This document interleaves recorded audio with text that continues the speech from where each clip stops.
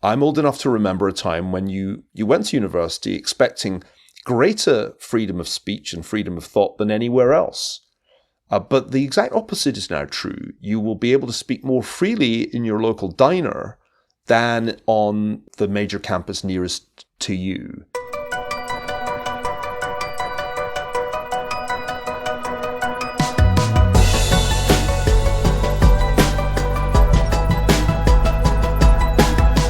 In this decade, we may experience a true crack-up in higher education. There have been comparable crack-ups on American college campuses in the past. In the 1960s, for example, or the political correctness movement in the 1980s and early 90s. But our guest today, historian Niall Ferguson, believes what's happening now is on a whole other level. I tend to agree. But Niall is doing something about it. He's starting a new university. Because Niall argues that parents who had enriching and intellectually diverse experiences when they went to college don't fully appreciate the extent to which what their own children are about to experience is completely different. We'll talk about all of this with Niall in part 2 of our Call Me Back conversation with him. Just to refresh from last week's episode, Niall has taught at Harvard, Cambridge, Oxford, and NYU. He's authored 17 books. He's currently at the Hoover Institute at Stanford University, where he is the MIllbank Family Senior Fellow, and he's founder and CEO of Greenmantle, a geopolitical risk and applied history advisory firm. We'll pick right up where we left off with Niall last week, so the conversation will open a little abruptly. Niall Ferguson and the Great American College Crack-Up. Let's get to it. This is Call Me Back. I want to switch gears to the state of universities in the United States, which is a topic you have been quite, not just prolific on, but quite active on, including a new enterprise that you're backing, which we'll talk about in a moment. But I want to start by asking you on this topic, because it's a big topic. What do my friends who are fixated on getting their children into the best universities in America, what are they missing about the current state of universities in America? Not what their own experience was when they went to college or their parents went to college. Not even what may have been going on at universities 10, 20 years ago. But what is going on now at American universities that people don't fully comprehend unless you're on the front lines? It's certainly a mistake to make judgments based on one's own experience, whether it was in the 1980s, as my undergraduate days were, or in the 1990s, or even more recently than that. Things have changed very suddenly for the worse in the last 5 or 6 years. And you don't need to take it from me. Just read The Coddling of the American Mind by my good friends John Haidt and Greg Lukianoff, who run organizations, Heterodox Academy and FIRE, respectively, dedicated to trying to uphold academic freedom and avoid the really serious deterioration in the atmosphere on campuses going even further. So first of all, your own experience, parents, is irrelevant here. You need to look at what has happened in the last few years. And what has happened has been a rise of a highly liberal culture on campuses, which specializes in disinvitations, no platforming or deplatforming of speakers, informing on professors or students who transgress the speech rules of the progressive movement.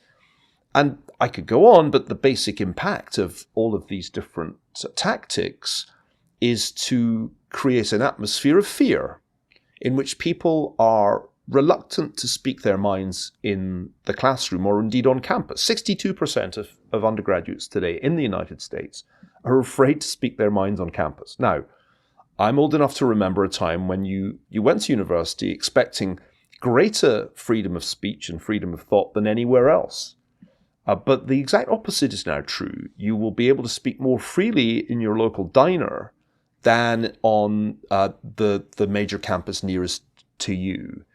And I could give you so many cases that it would take up the rest of the podcast to illustrate the way all of this has evolved. But let's just look at the recent events at Yale Law School, the most prestigious law school in many ways in the country, which seem to me symptomatic of something that's wrong not only with Yale, but with the Ivy Leagues, with the major universities generally. What is interesting is that an apparently trivial event, an invitation to a party, is deemed by a combination of a few students and administrators to have some racist implication. The student is then called in and told to apologize, and the wording of the apology is presented to him essentially for signature. So this is the confession you're supposed to sign. And the administrators make clear to him that if he doesn't, then it will have negative consequences for his career. That's the kind of thing that goes on a routine basis on American campuses, and it's a very unholy alliance between a minority of students who have extremely radical views on everything from race to gender, administrators who have proliferated in numbers throughout the system over the last 40 years, and broadly weak leadership at the highest level of the universities. So this is the situation. It's not about the theories. I'm not saying that critical race theory is so dreadful that nobody should be allowed to study it. On the contrary, what I'm really saying is that the methods, the tactics used by the left on campuses, and when I say the left, basically everybody's on the left on campuses today. There are hardly any conservatives. I'm talking about the far left, the radical progressive or woke left. The tactics they use, regardless of the theories they espouse, but the tactics they use are designed to intimidate, and they succeed in intimidating, so that not only students but professors are fearful of speaking openly, of dissenting openly from these very radical views. That's the reality. And there really aren't exceptions to the trends that I'm describing. You might like to believe that Chicago is different because they have a clear code of free speech on the campus there, which, interestingly, a relatively small number of universities have adopted.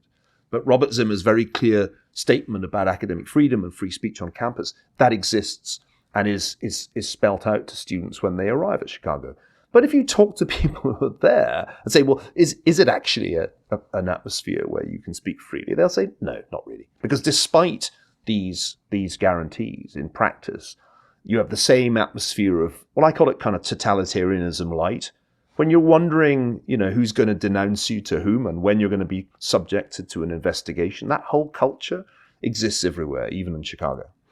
You have written about what universities were founded to be. You've traced it all the way back to like the 11th century, Oxford, Bologna, like looking back at the very earliest universities that basically hewed to a certain culture for most of their existence, which was to provide some protection from the craziness of daily life so people could really think and debate and disagree and, work out their ideas and worldviews. I don't want to conjure up a romantic golden age, because universities have, throughout a millennium of their existence, been subject to the kind of strange pathologies that we've just talked about. It's not the first time in history that a university culture has become dogmatic, intolerant of heterodoxy. We've seen this before.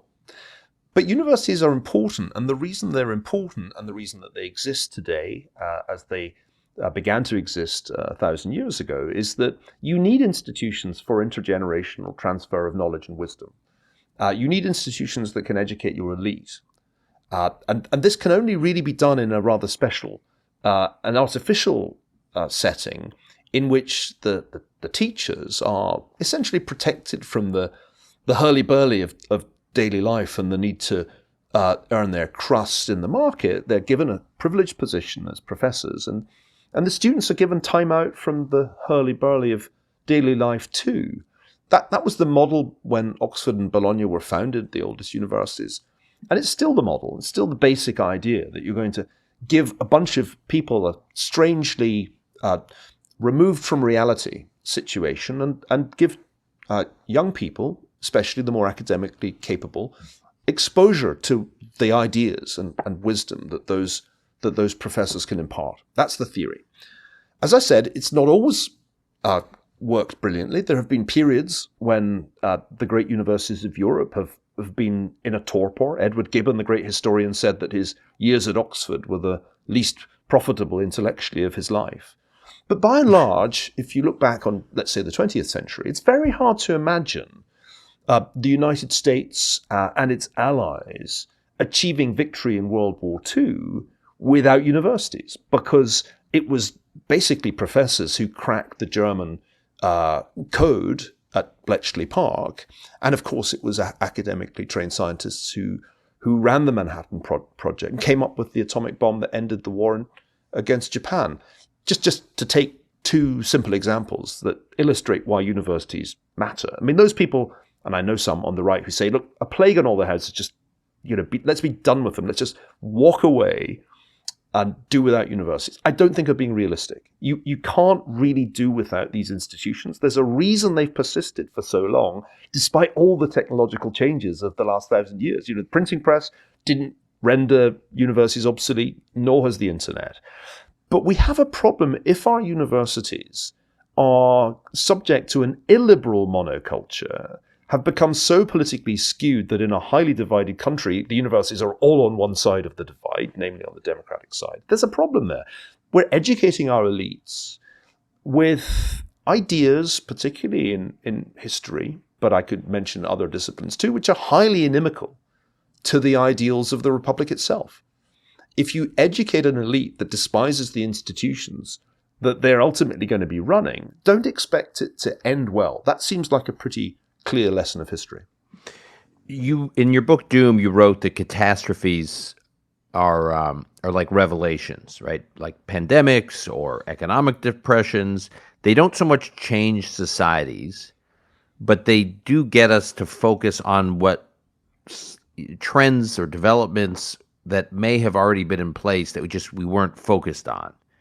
And I guess I wonder, this issue you're talking about now, how much of it was sort of exposed by the pandemic? Because I know a lot of people who are parents of kids in elite private schools or meaning high schools and then post-secondary like colleges and universities, whose kids were home during the pandemic, and the parents for the first time got to focus on what their kids were learning, and they actually overheard a lot of the course content on Zoom because it was just playing in the house, and they got completely freaked out.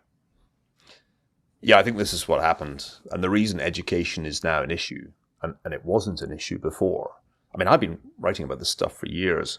I wrote a book called The Great Degeneration about 10 years ago, in which I said, if we look at the problems in our society, one of the big four problems is what's going on in education. Nobody paid any attention to this. I would make these arguments, and people would essentially say, la la la la, I still want my kid to go to Harvard or Yale. The pandemic was the moment of revelation when parents who, it must be said, can't have been paying much attention before suddenly became aware of what their children were being taught. And it may have been overheard Zoom instruction, or it may have been conversations at meal times. I heard a lot of that.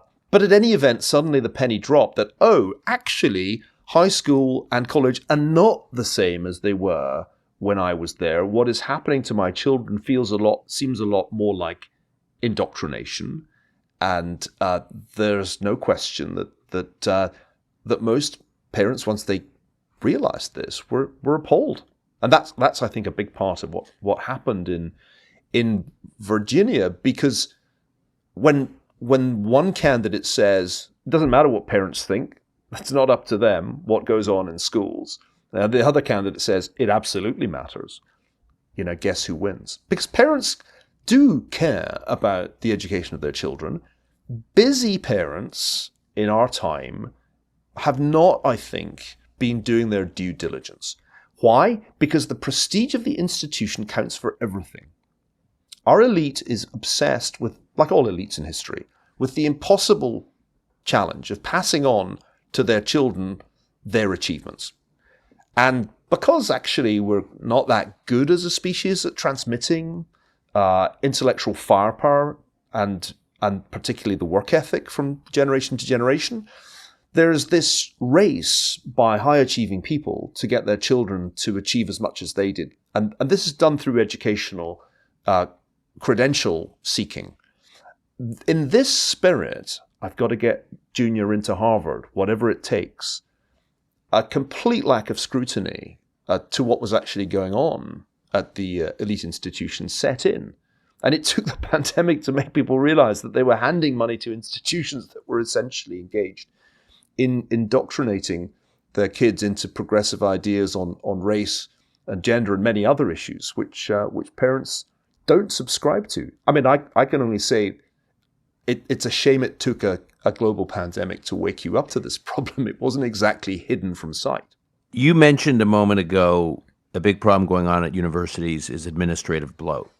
Can you just explain that? I just want to draw you out a little bit on that. How bad has the administrative bloat problem become, and why does it exacerbate this exact problem you're talking about? Well, one of the things that's obviously wrong with American college life is that it's so expensive. I mean, the cost of public college tuition has been going up at a rate of 6.7% per annum since 1980. A lot of the cost of tuition ends up leading to student debt. Student loan debt is now greater than credit card debt. And one of the things that's driving the rising cost of college, which is not a universal global phenomenon, it's a very American phenomenon, is this extraordinary growth of the bureaucracy. The number of managerial staff Yale employs has gone up 3 times faster than the undergraduate student body over the last few decades. So I think one of the things that's really important to notice here is that there's a structural problem with the way college works, and a kind of arms race to make the elite colleges really attractive to applicants has been accompanied by a proliferation of bureaucrats with responsibilities like Title IX officer, diversity, equity, and inclusion officer, officer responsible for student relations. Those were the people, of course, who were up to no good at the Yale Law School. And this bureaucracy is one of the things that's really shocking if you're, like me, somebody from the Oxbridge world. I mean, Oxford and Cambridge are still remarkably unbureaucratic places where the academics, the professors, do a lot of the administrative work, including admissions. When I was at Cambridge and then at Oxford, part of what I would do at this time of year would be to read application files from potential undergraduates and then interview them. I got to Harvard and I found all of that was taken care of by a large and entirely opaque admissions bureaucracy. And it took me many years to work out what their criteria for admission to Harvard were. Shock horror, academic excellence was not the top priority. And so it's a very broken system. And I'm amazed that when a bunch of us say, hey, let's create a new university, because we kind of haven't had a new university for a while. Let's just, like a startup, let's create a new university in Texas at Austin. The outcry, the outpouring of hostility from the establishment, from the defenders of the status quo, is really extraordinary to me, considering the modesty of what it is that we're trying to do. So I want to talk about that. Can you just, because our listeners may not know the what you're referring to. So you're referring to the University of Austin, which you and a number of your colleagues, mostly from academia, but not entirely from academia, have decided to launch a new university. So what is the project? Well, some of the founders are academics. I'm certainly one of those. Heather Hying is, or was until driven off the campus at Evergreen, a biologist and academic. Pano Canelos, a scholar of Shakespeare, is the president of the new university. He was at St. John's for many years. But there are non-academics involved too. Joe Lonsdale, the venture capitalist, Barry Weiss, the journalist, and we have a broad range of advisors too, some of them figures from what might be called the academic establishment, some of them from outside academia, including other journalists, public intellectuals, people without affiliations. Now, why did we do this and do it in a hurry? Because, this was an idea we discussed in late May of this year, and we launched just a couple of weeks ago. Because there's an urgent need to create a new institution for the people who are losing their jobs to cancel culture. People like Peter Boghossian, who was driven from his position at the Portland State because he dared to expose the bogus nature of the scholarship at a number of so-called academic journals. The grievance studies scandal, when he and two collaborators got fake and really quite funny fake articles published in supposedly serious gender studies and similar disciplines journals. So there's an urgency when people are being driven off campuses. Kathleen Stock hounded off the campus at Sussex University in England for expressing views on the nature of gender and sex that are now considered to be heretical by the extraordinarily intolerant radical transgender movement. And I could go on. So there was an urgent need to create an institution for the new intellectual or academic refugees, a little bit like the role the New School played in the 1930s when mainly Jewish refugees from Central Europe needed homes because they were being persecuted in Germany and Austria. But there's another and perhaps more important goal here, and that's just to model academic freedom. My passionate belief is that we need institutions of higher education where free thought and free speech are the key means to the end of the pursuit of truth. And that's just all we're trying to achieve. We're trying to show that this can happen in the 21st century without restrictions on speech, without rules about what can and cannot be said. We just want to show that this is possible. And I hope that if we succeed, and I think we will succeed, we'll set an example that other universities will be forced to follow, because we'll start attracting the smart people. Smart people don't want to sit in class worried that they might say something that could get them cancelled or get a lousy grade. They don't want that. Smart people want to experiment, as I did when I was in my late teens and early 20s. They want to be able to think aloud and say things that are stupid because they're experimenting to try to find out what is true. And if we create an institution where that is possible again, where it no longer is possible in the major universities, then I think we will get some very, very talented people. We've already had thousands of inquiries from academics who want to come and work at the University of Austin. I kid you not, within a week of announcing, more than 3,000 academics had emailed saying, when can I apply for a position? And more than 5,000 students, potential students, had said, when are you going to be able to take applications for admission? So we are definitely at a moment in the history of American education when people are hungry for real academic freedom, not some list of rules that nobody really pays attention to, but a real system, a real foundation of academic freedom in which, once again, people's minds can flourish. Neil, you are so onto something. Obviously, the actual project at the University of Austin is exciting, but just the idea that you've sparked this conversation, it's like the market is speaking, and that reaction you've gotten.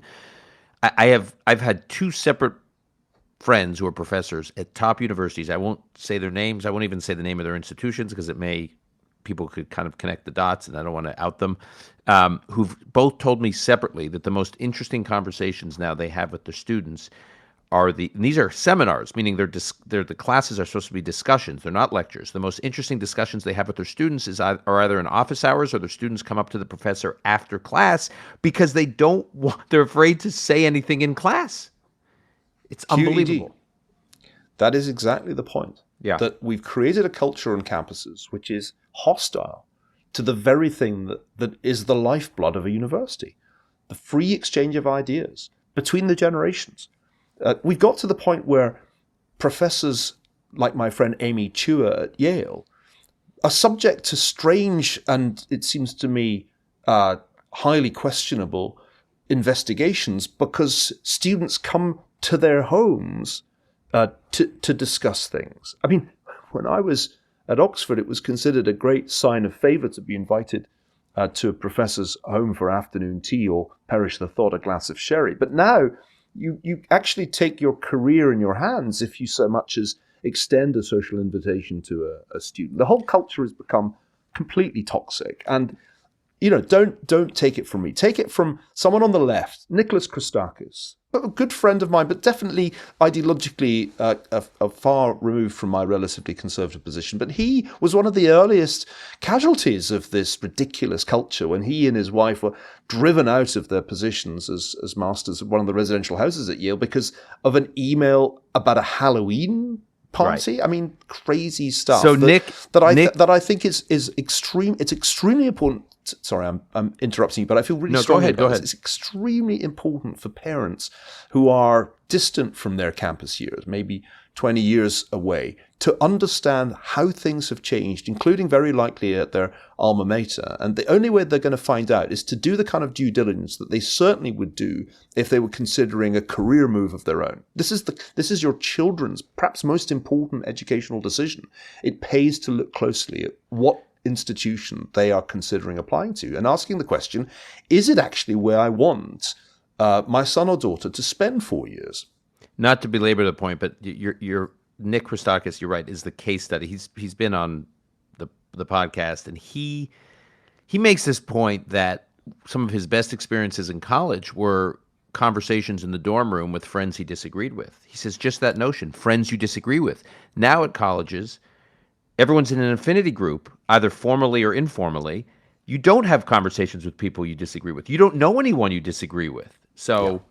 I mean, look at the survey that they did at Harvard on the incoming class. And this was published in the Harvard Crimson a couple of months ago. And it's almost funny that 95%, I forget the exact number, but more or less 95% say that they are liberals and progressive liberals at that. Now, there are two possible interpretations of the data.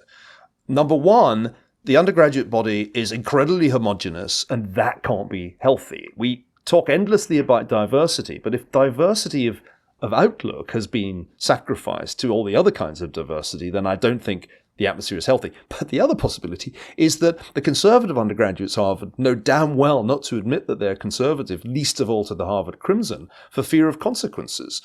And that seems to me probably the more likely explanation and a more depressing one.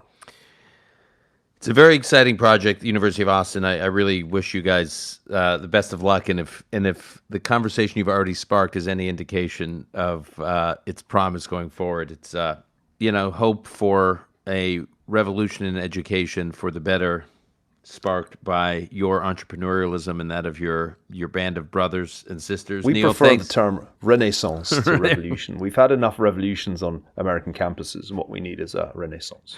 All right. Thanks. All we can do is hope for it, pray for it, and help make it happen. So and support it. And Dan, support it, right. We need more than luck and prayers. We need support. You don't build a university out of thin air. You need support. And you can read, just Google University of Austin. There's the homepage is easily findable and lots written about it, and we'll post the link on our show notes. Niall, thanks for joining the conversation. Thank you, Dan.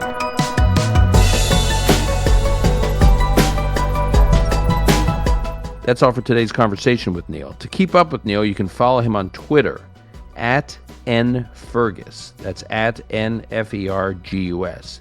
And of course, you can find all of his books at your favorite independent bookseller, or at Barnes & Noble or barnesandnoble.com, or that other e-commerce website they call Amazon. If you have questions, comments, or ideas for episodes, send them my way. Dan@unlocked.fm. That's Dan@unlocked.f as in Frank, M as in Mary. Call Me Back is produced by Lon Benatar. Until next time, I'm your host, Dan Senor.